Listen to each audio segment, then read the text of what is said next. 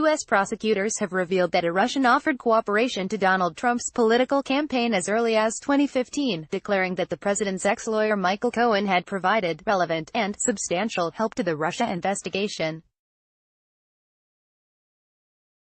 In a separate case, federal prosecutors yesterday demanded substantial jail time of between 51 to 63 months, 4 to 5 years, for Cohen for bank fraud and campaign finance violations to which he pleaded guilty in August. U.S. Attorney Robert Khuzami accused the 52-year-old, who once vowed to take a bullet for the president, of being motivated by personal greed, and of repeatedly using his power and influence for deceptive ends. Totally clears the president. "Thank you," tweeted the U.S. president cryptically as television networks were consumed by the Cohen documents, which the White House dismissed as revealing nothing of value. Totally clears the president. "Thank you, Donald J. Trump, at Real Donald Trump, December 7, 2018. The campaign finance violations to which Cohen pleaded guilty, unrelated to the Russia investigation, concerned hush payments he made on Trump's behalf to alleged former lovers of the president, including porn star Stormy Daniels.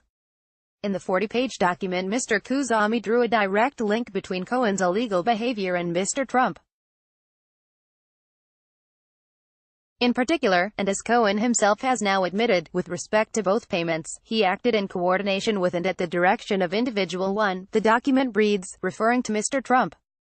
Robert Mueller, the special counsel heading up the probe into Russian meddling in the 2016 vote, followed up with a separate filing saying Cohen had made substantial and significant efforts to remediate his misconduct, accept responsibility for his actions, and assist the special investigation, a thorn in Mr. Trump's side. Mr. Cohen continued to provide relevant and truthful information to assist the probe, holding 7 sessions with investigators, many of them lengthy, and continues to make himself available to investigators, it said. He had provided information about contacts with Russian interests during the campaign, attempts by Russians to reach the campaign, and about contacts with persons connected to the White House in 2017-2018, the filing added. Around November 2015, some 5 months after Trump launched his bid for the presidency and well before previously reported contacts, Cohen spoke to a purported trusted person in the Russian Federation who offered the campaign political synergy and synergy on a government level, Mr. Cohen said. The unidentified person repeatedly proposed a meeting between Mr. Trump and Russian President Vladimir Putin, claiming it could have a phenomenal impact not only in political but in a business dimension as well. Cohen, however, did not follow up on this invitation, the filing added.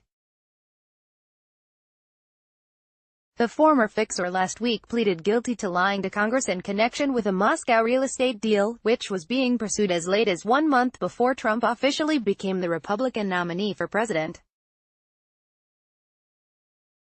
Due to his help, Mr. Mueller declined to recommend additional jail time for Cohen for lying to Congress.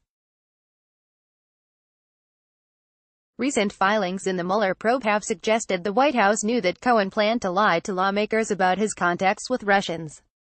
They also suggest Trump and his family were in the loop on discussions with Russians on a Moscow project, even after the real estate tycoon secured the Republican nomination in mid-2016. Mr. Trump's spokeswoman Sarah Sanders dismissed the latest filings in Cohen's case, saying they tell us nothing of value that wasn't already known. Mr. Cohen has repeatedly lied, and as the prosecution has pointed out to the court, Mr. Cohen is no hero, she said. But Mr. Mueller has been inching ever closer to the White House, and early on Friday Trump fired off a feverish volley of tweets against a probe he dubs a witch hunt, accusing Mr. Mueller of big-time conflicts of interest, and alleging the prosecutor coerced false testimony from witnesses. The commander-in-chief vowed his lawyers would produce a major counter-report to rebut Mr. Mueller's findings, as and when he delivers them. Shortly afterwards, Mr. Trump announced his intention to nominate William Barr as his new Attorney General, succeeding Jeff Sessions, whom he sacked last month. Sessions had angered the president by recusing himself from overseeing the Mueller probe because of his own contacts with Russian officials.